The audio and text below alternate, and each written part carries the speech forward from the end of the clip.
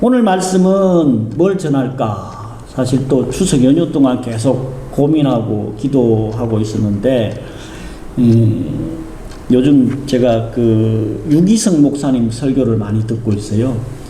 그래서 그분이 어떤 인천에 무슨 가자교회인가 뭐 큰 교회 가서 부흥회를 하셨더라고. 부흥회 제목이 오늘 우리가 읽었던 그 고린도전서 13장 제일 마지막 부분 있잖아요. 그런즉 믿음, 소망, 사랑 이 세 가지는 항상 있을 것인데 그 중에 제일은 사랑이다. 그래서 3일 부흥회 하면서 믿음, 소망, 사랑에 관해서 말씀을 전하더라고요. 그래서 그분 말씀에 약간의 힌트를 얻어서 시리즈로 그분 포커스하고 제 포커스하고는 약간 달라요. 그래서 오늘은 믿음, 소망, 사랑 세 가지를 3주에 걸쳐서 전할 텐데, 사도 바울이 말씀한 그 세 가지 중에 첫 번째가 믿음이잖아요. 믿음에 관해서 좀 전할까 합니다. 믿음은 히브리어로는요, 아만이라 그래요. 아만. 아만 하면 뭐가 생각나요? 비슷한 말 있죠? 기도 끝날 때마다 아멘 하잖아요. 이 아멘의 어원이 이 아만에서 파생된 건데, 아만의 뜻이 뭐냐 하면은요, 견고하다. 그리고 확신한다. 영원히 변하지 않는다. 이런 뜻을 갖고 있는데, 헬라어로는요, 피스티스라고 하는데, 이것도 비슷한 말씀인데, 확신한다.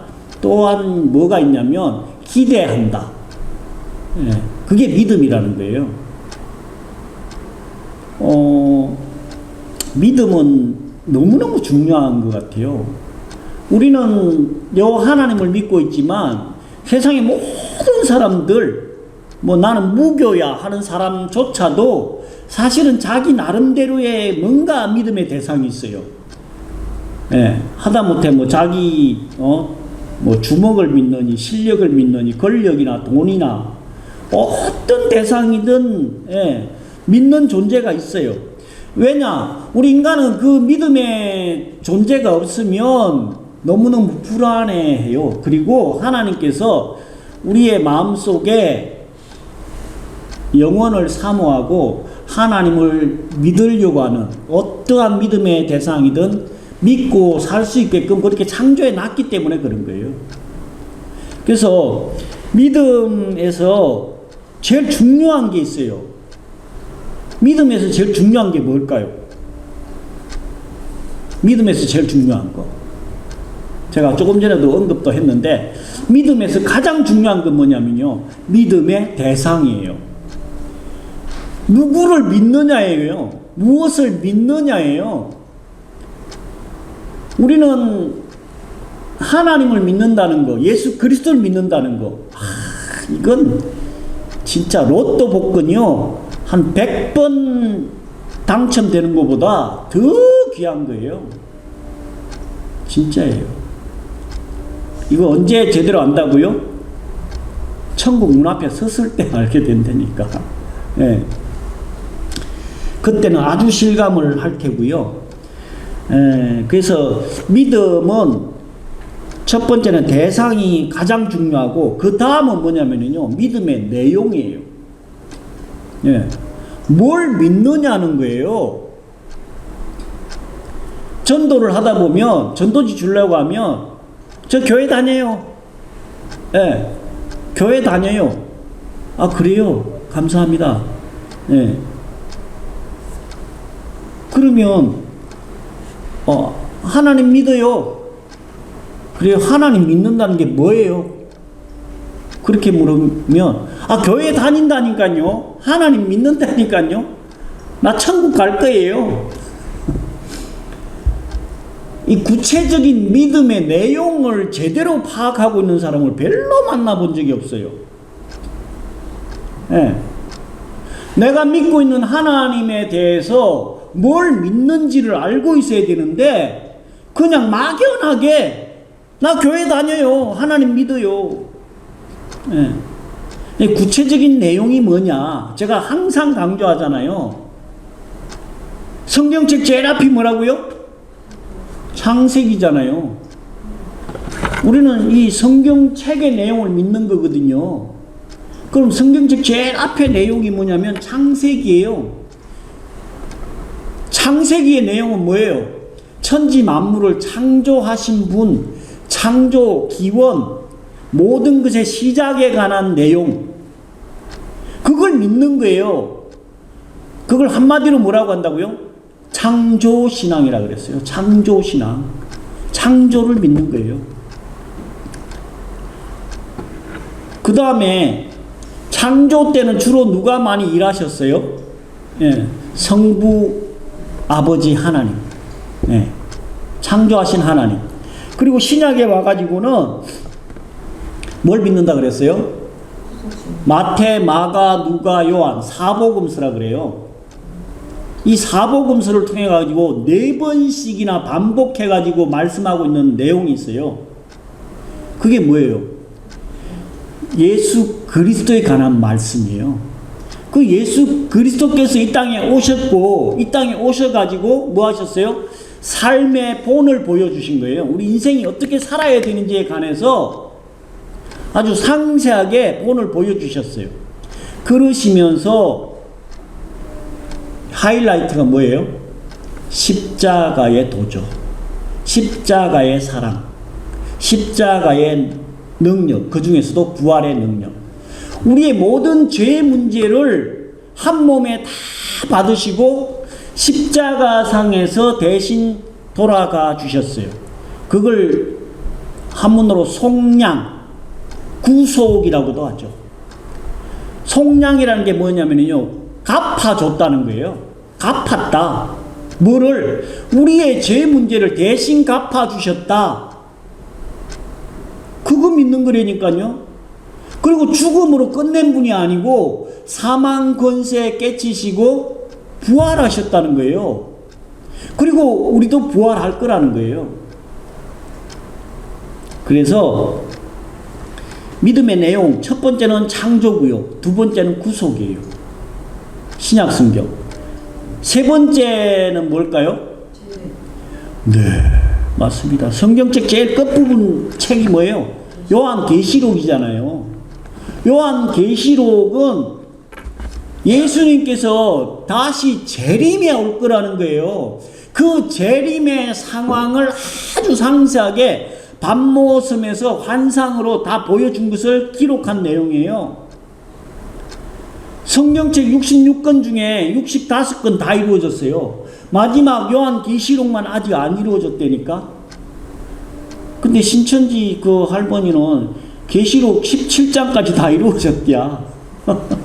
어이가 없어가지고 너무 황당했는데,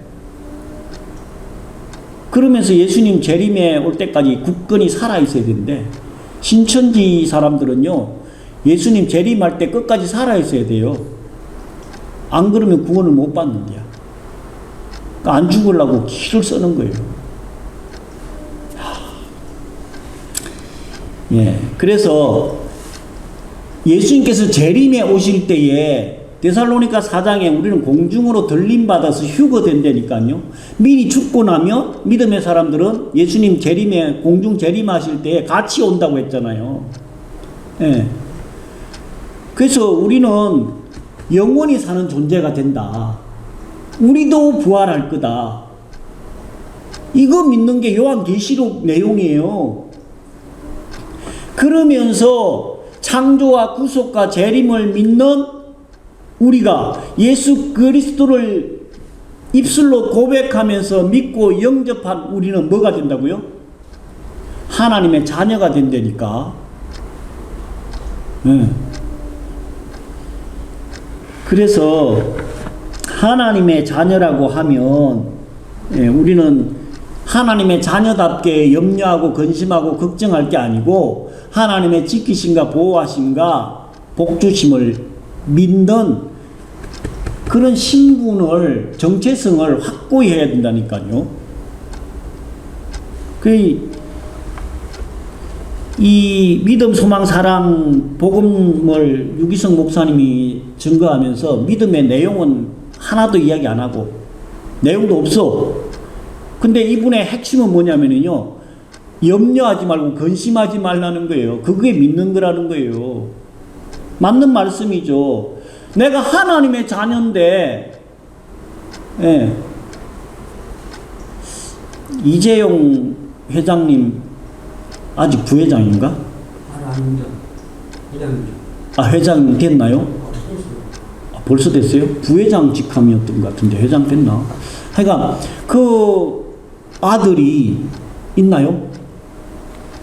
있죠. 중학생인가 그런 것 같은데. 그 이재용 회장님 아들이 먹을 거, 입을 거, 마실 거, 뭐 이런 거 걱정할까요? 전혀 안 하겠죠? 그 딸인가가 저 미국에 유학 가 있는데 유튜브에 보니까 막 엄청 활발하게 적극적으로 뭐 활동하고 있다고 얼핏 본 것 같아요. 예. 왜 그렇게 자신감이 넘칠까요? 당당할까요? 예. 우리 윤지도 막 얼마나 활발하고 당당하고, 예. 막 거침이 없어. 왜 그래요? 내 엄마 아빠를 믿고 있다는 거예요. 우리 아버지가 삼성그룹의 회장이라는 거예요. 그래서 예수님께서 마태복음 6장 31절에 보면은요, 그러므로 염려하여 무엇을 먹을까, 무엇을 마실까, 무엇을 입을까 염려하지 마라. 이는 이방인들이 구하는 것이고 너희 천부께서 다 있어야 될 줄 알고 있다. 네. 우리는 염려하고 근심하고 걱정거리가 사라지는 날이 없는 것 같아. 네. 제가 저를 봐도 그래요. 가만 생각해 보면, 네. 맨날 염려하고 근심하고 걱정하고. 분명히 예수님께서는 뭘 입을까 마실까 뭐 먹을까 이런 거 걱정하지 말라고 했는데도, 예. 이번 주에 교인들 안 나오면 어떡하지? 누가 결석하면 어떡하지? 예. 교회가 이렇게 부흥이 안 돼가지고 어떡하지? 하여간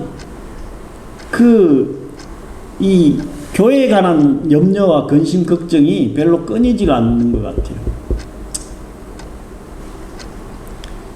그뿐만 아니라 삶의 소소한 것들 다 염려하고 근심하고 걱정이 끊이지 않는 것 같은데, 예수님께서 마태복음 11장 28절에 뭐라고 말씀하고 있냐면요, 수고하고 무거운 짐진 자들아 다 내게로 오라. 내가 너희를 쉬게 하리라. 예. 하나님께서 분명히 수고하고 무거운 짐진 자들을 다 내게로 와서 다 내려놓으라는 거예요. 그럼 쉬게 해주겠다고 약속하고 계시는데, 창조도 믿고 구속도 믿고 재림도 다 믿어. 예. 근데 뭘 안 믿어요? 염려, 근심, 걱정거리, 내가 하나님의 자녀라는 이 정체성을 항상 잊어버려. 망각해. 그러면서 끊임없는 염려와 근심과 걱정 속에 사는 것 같아요. 그래서 고린도후서 7장 10절에 보면요, 하나님의 뜻대로 하는 근심은 구원을 이루지만 세상 근심은 사망을 이루는 것이다. 하나님 뜻대로 하는 근심, 내가 하나님의 뜻대로 살아야 되는데 왜 이렇게 안 되지? 이건 고쳐야지, 저건 고쳐야지, 예배하고 찬양하고 기도해야지, 이런 하나님 뜻대로 하는 근심은, 거룩한 근심은 구원을 이루지만 세상 근심 걱정은 뭘 이룬다고요? 사망에 이룬다고요. 세상의 염려와 근심 걱정은 하다 보면 어디로 가요? 우울증에 빠진다니까.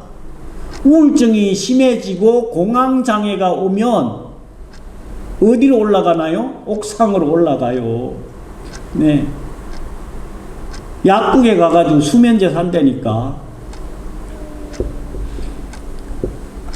그렇게 해서 세상 근심은 사망을 이루는데 결국은 그 우울증이나 공황장애로 자살로 생을 끝내게 돼요. 대부분의 사람들이. 이번에 그 코로나가 뭐 아직도 남아있긴 하지만 작년인가에 그 네팔 선교사님의 뭐 뉴스에 의하면 네팔 사람들이 코로나로 인해 가지고 거긴 청정 지역이잖아요. 코로나로 인해 가지고 13명인가 죽었대요. 코로나로 인해서 죽은 사람. 근데 문제는 이게 코로나로 인해 가지고 국경이 다 폐쇄됐잖아요. 네팔은 뭐 먹고 사나요? 히말라야 등반객들, 그 관광객들 수입으로 사는데 이게 국경이 다 하늘길 뭐 육지길 다 막히니까 외국 사람들이 관광객이 안 들어오니까 돈벌이가 안 되는 거예요. 그래가지고 먹고 사는 문제, 경제적인 문제로 인해 갖고 자살을 한 사람이 800명이 넘는데요. 자살한 사람이, 코로나로 죽은 사람은 13명밖에 없는데 이 돈벌이가 안 된다. 이걸로 인해 가지고 염려하고 근심하고 걱정해 갖고 결국은 자살하는 인원이 수십 배가 더 많은 거예요. 그래서 오늘 베드로전서 5장의 말씀은 겸손하라. 때가 되면 하나님께서 높이실 거다. 이건 뭐 장로에 관한 말씀인데 7절에 너희 염려를 다 주께 맡겨라. 다 하나님께 맡기라는 거예요. 근데 우리는 못 맡겨서 문제예요.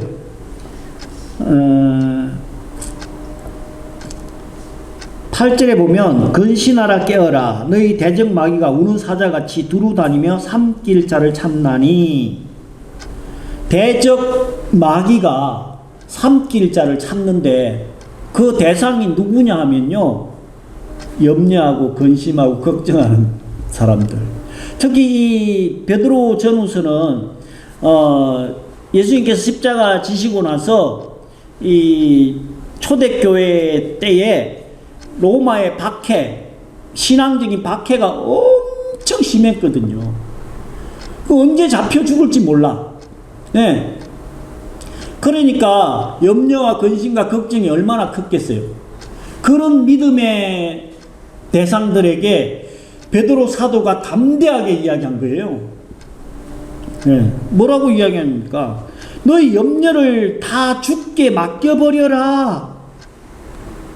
그냥 여기서는 우리가 읽을 때는 너희 염려를 다 주께 맡겨라. 이렇게 그냥 간단하게 기록이 되어 있다고 생각할 수 있지만 베드로 사도는 아주 강력하게 이야기했을 것 같아요. 너희 염려를 다 주께 맡겨라. 이는 그가 너희를 돌보심이라. 하나님께서 돌보고 계시기 때문에 너희 염려를 다 주께 맡겨버려라. 네. 아까 마태복음 11장 28절에 수고하고 무거운 짐진 다 내게로 내가 너를 쉬게 하겠다고 말씀 주셨고, 마태복음 6장 31절에는 무엇을 먹을까 마실까 입을까 염려하지 말라고 말씀 주셨거든요. 근데 이게 진짜로 잘 안 돼. 정말로 안 돼. 그러면 베드로 사도는 8절에 뭐라고 말씀하냐면요, 근신하라 깨어라 너희 대적 마귀가 우는 사자같이 두루 다니며 삼킬 자를 찾나니 너희는 믿음을 굳건하게 하여 그를 대적하라. 이는 세상에 있는 너희 형제들도 동일한 고난을 당하는 줄 알미라. 이 당시에는 신앙적인 문제로 인해 갖고 로마에 잡혀가지고 죽을까봐, 사실 뭐 사자밥이 되기도 하고 껍데기를 벗기기도 하고 십자가에 매달기도 하고 얼마나 그 처참하게 죽였는지 익히 알고 있기 때문에 그 믿음 지키기가, 신앙 지키기가 결코 쉽지 않았을 것 같아요. 그 상황 속에서 베드로 사도는 너희 믿음을 굳건하게 해서 대적하라는 거예요. 담대하라는 거예요. 왜? 하나님께서 함께하고 계시고 죽으면 어떻게 됩니까? 순교거든요. 순교. 순교자의 반열이 얼마나 대단한데 그 죽음 그거 걱정하지 말라는 거예요. 염려하지 말라는 거예요. 지금 이 시대는 우리는 뭐 순교는커녕 조금만 욕만 해도 그냥 견디질 못하잖아요. 교회 다닌다고 하나님 믿는다고 누가 욕이라도 해보세요. 아니면 뭐 싸대기 하나라도 날려봐. 가만히 있을 사람이 아무도 없을 거예요. 경찰에 신고하고 막 너 지금 뭐 했어? 난리가 날 거예요.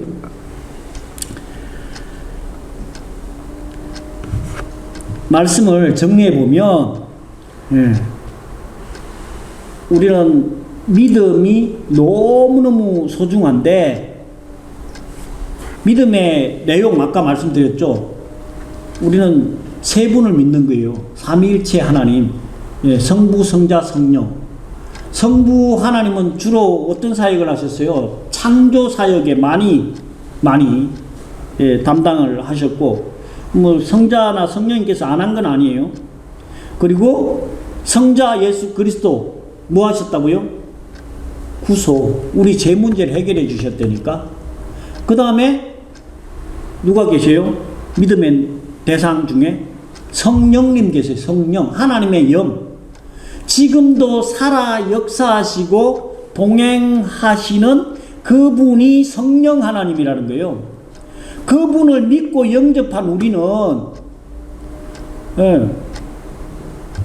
염려하고 근심하고 걱정할 필요 없는 하나님의 자녀가 됐다는 거예요. 이거 믿는다는 거예요.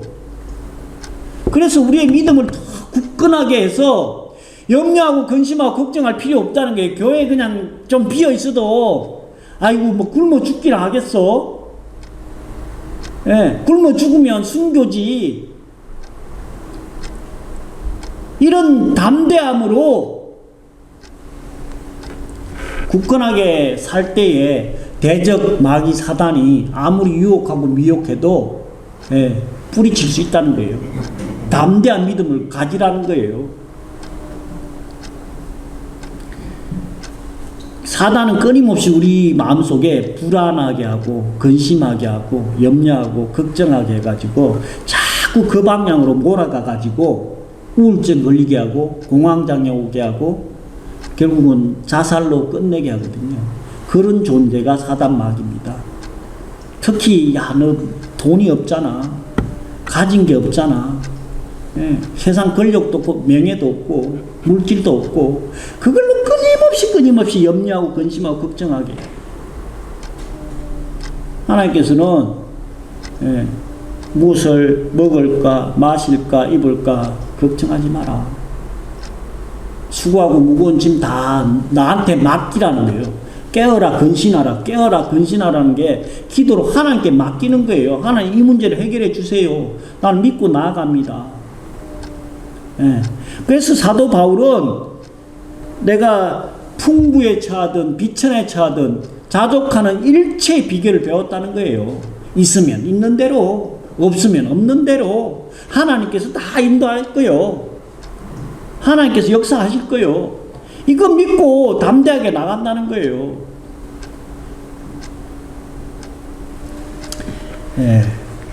이번 추석 명절을 통해 가지고 하나님의 그 놀라운 사랑, 특히 우리가 믿고 있는 그 하나님이 어떤 분인지를 깊이 알아서 어떠한 상황 속에서도 끝까지 승리하는 저와 여러분 되시기를 예수 그리스도로 간절히 축원드립니다. 기도하겠습니다.